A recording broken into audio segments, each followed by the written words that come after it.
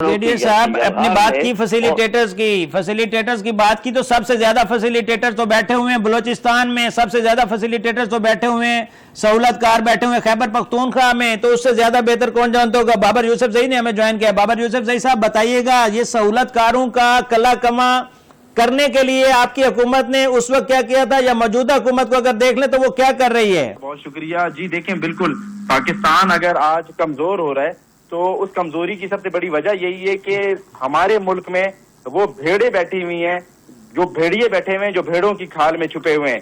इन दहशतगर्दों के सहूलतकार, इन दुश्मन ममालिक के सहूलतकार जो हैं वो हमारे मुल्क में मौजूद हैं।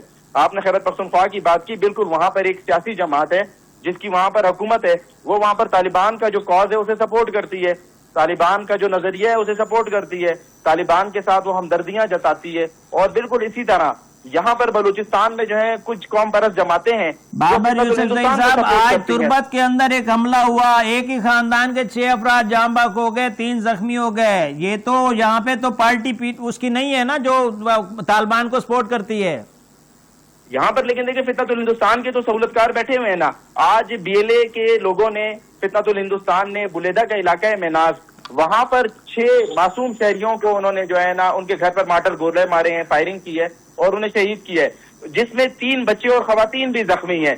इन लोगों को क्यों शहीद किया गया जावेद गफारी साहब? इन्हें इसलिए शहीद किया क्योंकि ये इन दहशतगर्दों के खिलाफ थे, ये पाकिस्तान जिंदाबाद का नारा लगाते थे। इन्होंने दहशतगर्दों को, इस खानदान ने कहा था कि आप हमारे इलाके से निकल जाएं। तो इस तरह जो सहूलतकार हैं वो बलूचिस्तान में भी मौजूद हैं, वो केपीके में भी मौजूद हैं और ये दहशतगर्दों की सहूलतकारी करते हैं। बलूचिस्तान ने बहुत सी ऐसी कौम परस्त जमातें हैं जो कौम परस्ती के नाम पे यहाँ पर जो है ना भारत की जमातों को, भारत की प्रॉक्सीज को सपोर्ट करती हैं। अख्तर मेंगर साहब का बयान देख लें, वो कहते हैं कि जो है ना पाकिस्तान और बलूचिस्तान अच्छे पड़ोसी बन सकते हैं। इस बात का मतलब क्या है कि वो पाकिस्तान को और बलूचिस्तान को अलग मुल्क तस्वुर करते हैं।